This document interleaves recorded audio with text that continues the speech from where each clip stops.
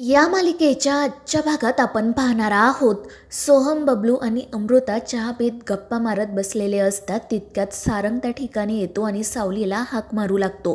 त्यामुळे सोहम त्याला सांगतो की दादा, मगाशी सावली वहिनीने तुला जेव्हा चहा दिला ना, त्यानंतरच ती घरातून बाहेर पडली. आणि हे ऐकून सारंग म्हणू लागतो की खरं तर जेव्हा ती माझ्याकडे आली होती तेव्हा तिने मला काहीतरी सांगितलं, पण मी मात्र फोनवर होतो त्यामुळे मला काही कळलं नाही. आणि हे ऐकून अमृता सारंगला विचारते की काय रे सारंग, आता तुला सावलीशिवाय अजिबात करमत नाही का? आणि आता काय तिचा चेहरा बघितल्याशिवाय तो ऑफिसला सुद्धा जाणार नाही का? आणि हे ऐकून सोहम आणि बबलू सुद्धा सारंगला चिडवायला सुरुवात करतात. तर सारंग ही लाजून खाली मान घालतो आणि मग त्यानंतर तो त्या तिघांना सांगू लागतो की आज गुरुपौर्णिमा आहे ना, त्यामुळे मला सावलीला थँक्यू म्हणायचं होतं आणि गुरुदक्षिणासुद्धा द्यायची होती. कारण जेव्हापासून ती माझ्या आयुष्यात आली आहे ना, तेव्हापासून मी तिच्याकडून खूप काही शिकलो आहे. आणि सारंगचं ते बोलणं ऐकून सगळेजण त्याच्याकडे कौतुकाने पाहत राहतात. सोम म्हणत असतो की अगदी खरं आहे, सावली वहिनी तर आपल्या सगळ्यांचीच गुरु आहे. आणि त्यावेळी सारंग म्हणतो की हो सोम, पण मला सांग, तू काय ताराकडून शिकला की नाही? पण त्यावेळी सोमचा चेहराच पडतो, पण तो सारंगला काही कळू देत नाही. तो म्हणत असतो की हो दादा, आणि मी सुद्धा तिचे आभार मानणारच आहे. तर अमृता सारंगला विचारत असते की सारंग, मग तू आज सावलीसाठी काही स्पेशल करणार आहेस का? आम्हाला सुद्धा सांग ना. आणि त्यावर सारंग हसतच हो म्हणतो. दुसरीकडे ती भैरवी गुरुपौर्णिमा असल्यामुळे सगळ्या वाद्यांची पूजा करत असते. आणि त्याच वेळी सावली त्या ठिकाणी येते आणि ती भैरवीला माई अशी हाक मारते. आणि सावलीचा आवाज ऐकून भैरवीला खूपच आनंद होतो. ती पटकन पाठीमागे वळून बघते आणि धावतच दाराजवळ जाते. कारण तिला असे वाटत असते की सावलीसोबत तिची मुलगी तारासुद्धा नक्की आली असेल. पण त्यावेळी सावली तिला सांगते की माई, तारा मॅडम माझ्यासोबत नाही आल्या, मी फक्त एकटी आली आहे. आणि हे ऐकून भैरवीला तर खूप वाईट वाटतं. नकळतपणे तिचे डोळे भरून येतात आणि मग ती सावलीवरच चिडचिड करायला सुरुवात करते. ती सावलीला विचारत असते की मग तू तरी इथे कशासाठी आलीस? आणि ते ऐकून सावली म्हणू लागते की माई, आज गुरुपौर्णिमा आहे आणि म्हणून मी तुमचा आशीर्वाद घेण्यासाठी इथे आली आहे. आणि ते ऐकून भैरवी चिडून म्हणते की सावली, आता हे नाटक ना तू इथे अजिबात करू नको. अगं, माझा आयुष्यात तुझ्या इतका मोठा विश्वासघात दुसऱ्या कोणीही केलेला नाही आहे. असं काय केलं होतं गं मी, ज्याची तू मला इतकी मोठी शिक्षा दिली?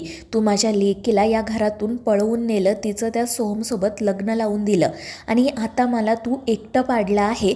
कशासाठी हे सगळं? अगं, तू जेव्हा लहान होतीस ना, तेव्हापासून मी तुला सांभाळलं आहे. तुला लहानाचं मोठं केलं, तुझ्या घरच्यांना सांभाळलं. तुझा तो जो आजारी भाऊ आज जिवंत आहे ना, तो फक्त आणि फक्त माझ्यामुळे. मग तरीही तू मला इतकी मोठी शिक्षा का दिली? आणि हे ऐकून सावली रडतच म्हणते की माई, तुम्ही आत्तापर्यंत माझ्यासाठी जे काही केलं आहेत ना, त्याची मला पूर्णपणे जाणीव आहे आणि म्हणूनच मी तुमचे आभार मानण्यासाठी इथे आली आहे. पण हे ऐकून भैरवी सरळ तिच्यावर हात उचलते आणि त्यामुळे सावली तर खूपच घाबरते. आणि मग भैरवी स्वतःच्याच हाताकडे हसत बघत म्हणते की तुझ्यावर तरी मी हात का उगारू ना, कारण माझा तुझ्यावर कोणताही हक्क नाही आहे. कारण जेव्हा जेव्हा तू समोर येतेस ना, तेव्हा तेव्हा मला फक्त माझ्याच खोटेपणाची चीड येते, राग येतो.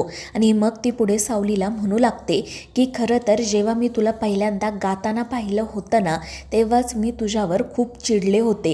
कारण मला माझ्या ताराला या जगातील सर्वश्रेष्ठ गायिका बनवायचं होतं. कोणीही तिच्या पुढे जाऊ नये अशीच माझी इच्छा होती आणि म्हणूनच मी तुला इथे घेऊन आले. मी तुला गाणं वगैरे जे काही शिकवलं आहे ना, ते फक्त आणि फक्त एक नाटक होतं.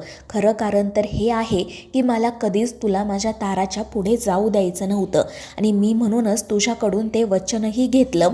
पण आता माझ्यावर ही जी काही वेळ आली आहे ना, त्यामुळे तर मला असंच वाटतंय की या सगळ्याचाच देवाने हिशोब केला आहे.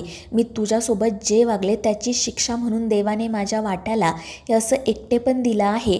आणि मग ती रडतच सावलीला सांगते की तू जा इथून निघून, मला तुझ्याशी काही बोलायचं नाही आहे. पण सावली तिचं काही ऐकत नाही. ती भैरवीच्या पायाशी जाऊन बसते आणि तिला म्हणू लागते की माई, तुम्ही काही बोललात तरी हे खरं आहे ना की तुम्हीच माझ्या गुरु आहात. आणि मला माहिती आहे आत्ता तुम्ही जे काही बोललात ते रागाच्या भरात बोललात. आणि मुळात तुमच्याविषयी माझी कोणतीही तक्रार नाही आहे. आणि सावलीचं असं बोलणं ऐकून भैरवी तिच्याकडे पाहतच राहते. आणि मग त्यानंतर सावली गाणं गायला सुरुवात करते आणि ते गाणं ऐकून भैरवीचे डोळे नकळतपणे भरून येतात.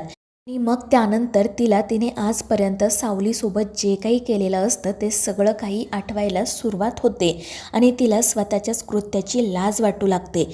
पण त्यावेळी सावली मात्र तिची गुरु म्हणून पूजा करत असते. ती भैरवीच्या पायांवर हळदी कुंकू वाहते, तिच्या पायांशी फुलं ठेवते आणि मग तिची आरतीही करते. आणि हे सगळं काही पाहून भैरवी मात्र खूप रडत असते आणि मग ती सावलीला आशीर्वादही देते.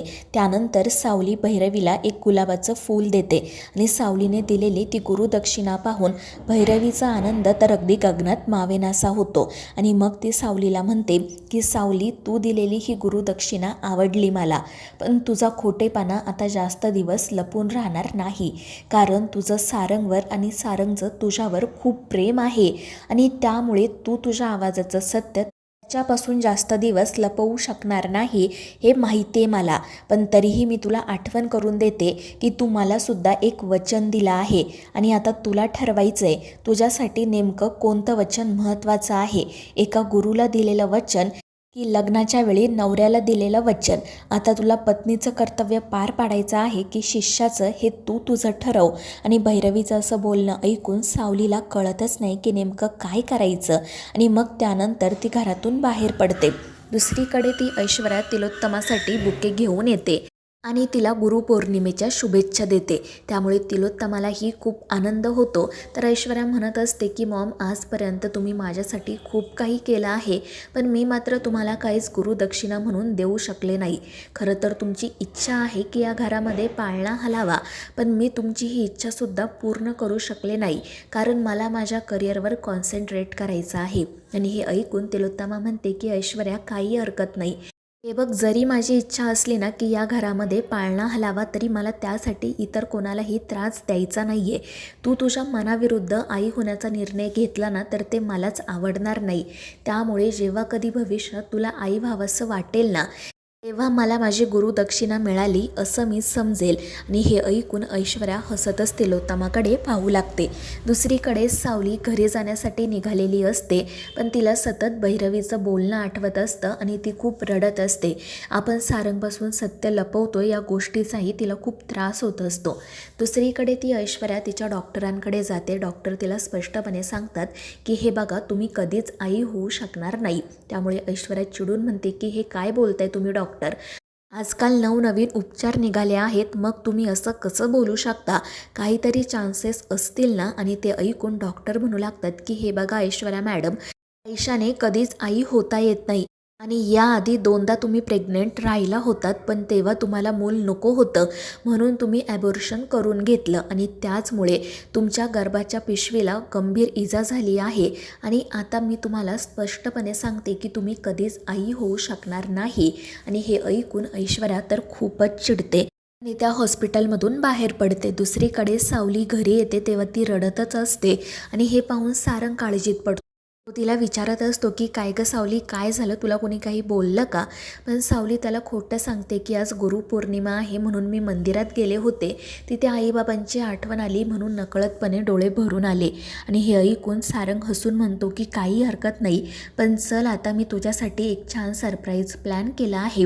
आणि मग तो तिला त्यांच्या खोलीत घेऊन जातो. तिथे सारंगने फुलांनी छान टेबल डेकोरेट केलेलं असतं आणि त्यावर एक डायरी ठेवलेली असते ज्यावर सावली हे नाव लिहिलेलं असतं. त्यामुळे सावली तर खूपच खुश होते आणि मग ती डायरी पाहायला सुरुवात करते. तर सारंगने त्या डायरीमध्ये सावलीच्या लहानपणापासूनचे सगळे फोटोज लावलेले असतात आणि हे पाहून सावलीचा आनंद तर अगदी गगनात मावेनासा होतो. तर सारंग म्हणत असतो की सावली, जेव्हा मी तुझ्या आयुष्यात नव्हतो ना, तेव्हा तू तुझ्या आयुष्यात घालवलेला प्रत्येक क्षण मला माझ्याजवळ जपून ठेवायचा आहे आणि यापुढे तर मी कायमच तुझ्या सोबत असणार आहे. आणि हे ऐकून सावली तर खूपच खुश होते आणि सारंगला म्हणू लागते, प्रत्येक मुलगी आपल्या नवऱ्याविषयी काही स्वप्न पाहत असते आणि माझं तुमच्याशी लग्न झाल्यामुळे ना माझं खरंच प्रत्येक स्वप्न पूर्ण झालं आहे. आणि मग ती रडतच त्याला मिठी मारते. त्यामुळे सारंगलाही खूप आनंद होतो.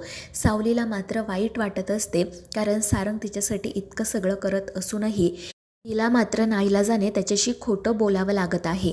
तर मित्रांनो, या मालिकेच्या पुढील भागांच्या अपडेट्ससाठी आपल्या चॅनेलला सबस्क्राईब करा.